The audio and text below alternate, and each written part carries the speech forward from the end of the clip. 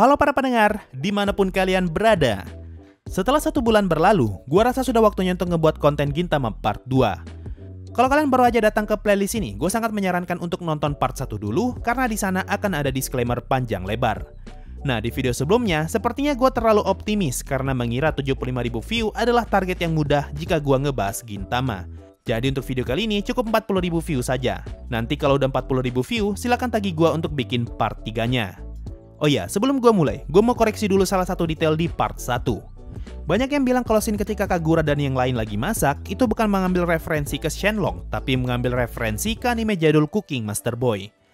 Gue setuju sih, melihat tema pada saat itu yang adalah acara masak-masak, dan memang juga ada naga di Cooking Master Boy, maka sepertinya memang referensinya ke sana. Oke, itu tadi koreksi untuk part 1-nya, tapi kalau masih ada yang kelewatan, silahkan komen aja di bawah dan bakal gue kumpulkan. So, langsung aja, mari kita mulai. Khusus untuk video Gintama, semua detailnya akan gue buat per episode. Di episode 26, ketika scene balapan, di sini Kagura ngomong, "Aku telah membesarkan neraka sepanjang hidupku." Atau bahasa Inggrisnya, "I have been racing hell all my life." Nah, kalimat ini merefer ke salah satu musik anime inisial D yang berjudul Racing Hell. Lalu, ketika scene di dalam toko, bisa kita lihat kalau Kagura dan Gintoki saling dorong kotak bekal milik Otae, dan pada akhirnya kotak makan itu rusak dan disembunyikan di belakang mereka. Di episode 27, ketika naik ke atas ring tinju, lagi-lagi Kagura menyebutkan nama Antonio Inoki sambil mengubah wajahnya. Nah, seperti yang udah gue jelaskan di part 1, Antonio Inoki adalah politisi dan martial artist asal Jepang. Di scene yang lain, di sini bokongnya Gintoki ditusuk ketika dia mengintip ke dalam rumah. Nah, gue nggak tahu ya, tapi kayaknya cuma Naruto doang yang pernah menampilkan scene serupa. Jadi mungkin saja scene ini mengambil referensi ke Naruto. Di episode 28, di saat Matsuhidara menyebutkan beberapa nama assassin, di sini dia menyebutkan nama Tamasan dari Go On Sing, si terkenal Kurosawa, Madame Junko, dan Hamasho dari Detective of the Shotgun.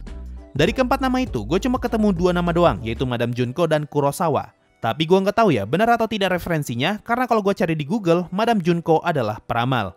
Nah, kalau Kurosawa, ini sudah pasti merefer ke Akira Kurosawa, yang adalah sutradara film Jepang. Kalau kalian cari gambarnya di Google, ada banyak gambar Akira Kurosawa yang lagi menggunakan kacamata hitam. Makanya, dia masuk ke dalam kategori assassin di mata Matsuhidara. Lalu, ketika scene Matsuhidara bawa mobil, di sini dia ngomong, "Jangan khawatir, aku bisa menyetir seperti Schumacher." Nah, kalimat ini merefer ke sosok Michael Schumacher, yang adalah mantan pembalap F1. Lalu ketika Matsuhidara nabrak, tiba-tiba saja ada 3 orang yang kena sensor lewat di depan mereka sambil mengendarai sepeda. Nah, 3 orang itu adalah Doronbo Gang, yaitu Doronjo, Boyaki, dan Tonzura dari anime Yatterman. Lalu setelah Matsuhidara membajak mobilnya Pangeran Hatta, tidak lama kemudian mereka bertemu Otae dan Kondo pun dihajar dengan kantong belanja. Nah, scene ketika Otae menghajar Kondo mengambil referensi ke scene Hajime no Ippo yang disebut sebagai gerakan Dempsey Roll.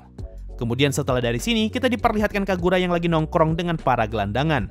Kemungkinan Kagura berteman dengan mereka setelah scene balapan di episode 26, karena pada saat itu, secara tidak sengaja Kagura malah mengangkut Musashi. Dan referensi terakhir di episode ini muncul ketika Gintoki lagi ngupil, dan gerobak di belakangnya malah meledak. Gintoki pun kaget dan berpikir apakah upilku yang melakukan itu. Nah, scene ini mengambil referensi ke Mr. Five dari anime One Piece yang memiliki kekuatan untuk mengubah upil menjadi ledakan. Masuk ke episode 30, di sini referensinya banyak banget. Sumpah. Di awal episode, Gintoki nanya apa yang terjadi dengan drama TV ini dan apa yang terjadi pada pertarungan Pinko melawan Haruwe. Seperti yang udah gue jelaskan di part 1, nama Pinko merefer ke aktris bernama Izumi Pinko, dan nama Haruwe di sini merefer ke aktris Akagi Haruwe. Mereka berdua bermain dalam sebuah TV drama yang berjudul Wataru Seiken wa Onibakari. Lalu ketika Gintoki dan Kagura ingin keluar, di sini Gintoki cosplay menggunakan jaket hijau sambil memperkenalkan diri sebagai Ishihara. Nah, untuk wajah dan baju yang Gintoki gunakan, itu adalah parodi dari karakter Shunkazu Aoshima dari drama Bayside Shakedown. Lalu nama Ishihara adalah nama salah satu produser dari drama ini, yaitu Ishihara Takashi. Lalu di sebelah Gintoki, Kagura juga ikutan cosplay sambil menyebut dirinya sebagai Giba-chan dari The Suspect. Orang yang Kagura maksud adalah aktor bernama Toshiro Yanagiba, yang jadi salah satu aktor di film The Suspect Muroi Shinji. Setelah itu, Gintoki ngomong, "Kalau begitu kamu sudah pasti adalah The Negotiator," tapi Shinpachi membalas, "Aku bukan Santa Maria." Kalimat ini merefer ke movie berjudul Koshonin Mashita Masayoshi, di mana bahasa Jepangnya negosiator adalah Koshonin. Nah, salah satu aktor di film itu adalah Yusuke Santa Maria, makanya Shinpachi ngomong kalau aku bukan Santa Maria. Kemudian kita pindah ke scene berikutnya. Di sini Kagura dan Gintoki cosplay sambil menggunakan kacamata dan memanggil diri mereka sebagai Taka dan Yuji. Scene ini merefer ke drama Jepang berjudul Abunai Deka, di mana karakternya bernama Toshiki Takayama dan Yuji Oshita. Setelah dari sini, kita pindah ke beberapa parodi detektif Conan. Mulai dari adanya bayangan hitam, yang adalah sosok ikonik di setiap episodenya Conan, lalu scene parodi komiknya Conan, lalu Gintoki yang pakai dasi pengubah suara, lengkap dengan munculnya karakter yang memparodikan detektif Kogoro, dan Otsu yang memanggil Shinpachi dengan nama Shinichi, yang mana ini adalah nama asli Conan yaitu Shinichi Kudo. Lalu setelah dari sini, Gintoki cosplay menggunakan pakaian serba hitam dan rambut yang rapi, sambil memperkenalkan diri sebagai Ginzaburo. Scene ini mengambil referensi ke drama Jepang berjudul Futohara Ninzaburo, di mana setiap kali episodenya dimulai, Ninzaburo akan monolog di awal episode, sama seperti yang dilakukan Gintoki di episode ini. Sekarang gilirannya Kagura yang cosplay menggunakan baju pink dengan rambut dikuncir dan kacamata. Di sini Kagura cosplay menjadi karakter Yamaguchi Kumiko dari drama Gokusen. Lalu Kagura ngomong kalau aku adalah sensei dari Trix. Yang ini agak ribet sih, tapi gini penjelasannya. Kata sensei merefer ke Yamaguchi Kumiko di drama Gokusen yang bekerja sebagai guru. Lalu kata Trix merefer ke salah satu film Jepang yang diperankan oleh Nakama Yukie. Nah, karakter Yamaguchi Kumiko di drama Gokusen juga diperankan oleh Nakama Yukie. Makanya ketika Kagura ngomong kalau aku adalah sensei dari Trix, Gintoki membalas kalau kamu mencampurkan dua channel yang berbeda. Kemudian Gintoki dan Kagura cosplay lagi, di mana Gintoki cosplay menjadi Sherlock Holmes dan Kagura cosplay menjadi Hercule Poirot. Lalu setelah itu, Gintoki cosplay menjadi Kindaichi Kosuke dan Kagura cosplay sebagai Kindaichi Hajime dari manga dan live action Kindaichi. Masih di episode 30 ketika Otsu lagi syuting. Di sini kita diperlihatkan Otsu yang menggunakan pakaian pramugari dan muncul scene ini. Nah, di sini kan ada tulisan Jepang. Kalau kalian search tulisan itu di Google, kalian akan menemukan sebuah drama Jepang yang berjudul Cabin Attendant Detective. Film ini bercerita tentang pramugari pesawat yang terseret ke dalam kasus pembunuhan. Makanya di scene ini, Otsu menggunakan pakaian pramugari sambil teriak di depan korban pembunuhan.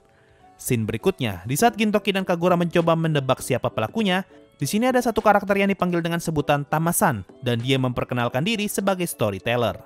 Nah, kalau kalian cari nama Tamasan dan Storyteller, kalian akan menemukan profil seseorang bernama Tamori yang mempunyai nama asli Kazuyoshi Morita. Beliau adalah sosok yang mengambil peran sebagai storyteller di acara TV Jepang berjudul Yonimo Kimyo na Monogatari. Dan referensi terakhir, ketika Gintoki mengejar makhluk hitam, di sini mereka melewati sebuah acara TV yang adalah Kaiun Nandemo Kanteidan. Hal ini bisa dilihat dari bentuk mesin di belakang jurinya.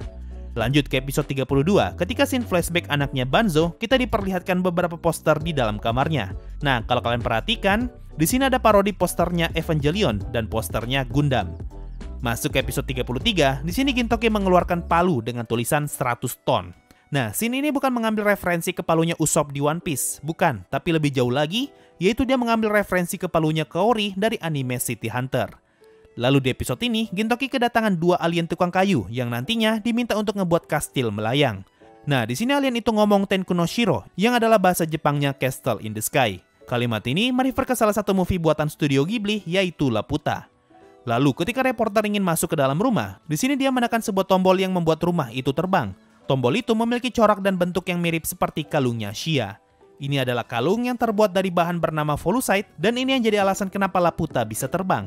Makanya ketika reporter memencet batu ini, rumahnya Gintoki langsung terbang. Lanjut ke episode 34. Di sini Otai berkali-kali menyebutkan nama Ken Shimura. Ini adalah nama komedian asal Jepang yang disebut-sebut sebagai Robbie Williams-nya Jepang. Beliau adalah salah satu anggota grup komedi The Drifters yang sebelumnya dijadikan sebagai parodi di 2 episode pertama Gintama. Kemudian di episode 35, di sini bisa terlihat kalau Gintoki lagi memegang majalah dengan parodi gambar Mario. Lalu si wanita dengan telinga kucing yang Gintoki kejar memperkenalkan diri sebagai Cat's Ear the Phantom Thief. Nah, kalimat ini merefer ke manga jadul berjudul Cat Eye. Dan di sesi berikutnya, kita diperlihatkan Kondo yang memperkenalkan diri sebagai Assassin Gorilla 13 dan juga Sogo yang memperkenalkan diri sebagai Sogo 13. Kalimat ini merefer ke manga jadul juga dengan judul Golgo 13. Masuk ke episode 37, di sini Gintoki lagi ngomong dengan Santa, tapi Gintoki nggak tahu siapa dia. Lalu Santa ngomong, kalau namaku dimulai dari Sa. Gintoki pun membalas, aku tidak peduli mau itu Sankon ataupun Santa. Nah, Sankon merefer ke nama Ousmane Sankon. Beliau adalah mantan diplomat Republik Guinea yang sempat bertugas di Tokyo. Beliau cukup terkenal di televisi Jepang dengan nama panggilan Sa. Lalu ketika mereka menyusup ke kamarnya Kagura, di sini si Rusa ngomong, "Kenapa kita melakukan sesuatu seperti Neokidokiri?" Nah, Neokidokiri adalah nama acara TV Jepang di mana mereka menyusup ke dalam kamar seseorang ketika sedang tidur dan merekam ekspresi ketika orang itu bangun. Dan di episode ini, kita lagi-lagi diperlihatkan Katoken Samba.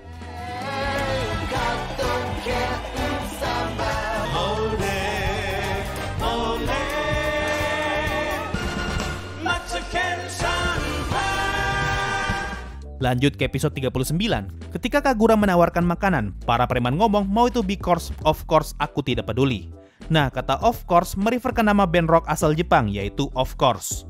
Masih di episode 39, di sini mulai terlihat kalau sepertinya Gintama ingin menjadikan boneka Just Away sebagai salah satu ikon. Makanya mulai dari sini, boneka ini akan terus muncul berkali-kali. Contoh di episode ini bisa dilihat kalau Ikumatsu mencoba memasak boneka Just Away.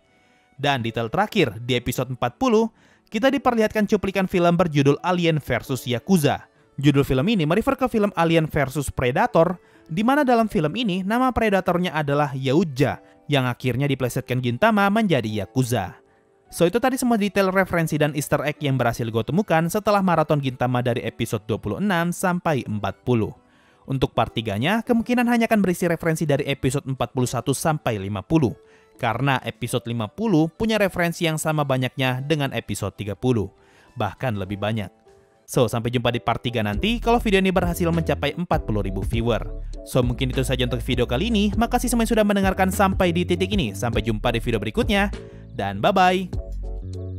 Yo, waktunya Saweria ada dari Vinsky. Bang, saran anime bagus dong. Kalau dari gua, semua anime yang gua bahas detail kecilnya sudah pasti bagus menurut gua. Karena gua nggak akan nonton anime itu kecuali animenya memang menarik. So mungkin itu saja dari Saweria. Makasih semua yang sudah donasi dan gabung jadi membership. Thanks a lot and bye-bye.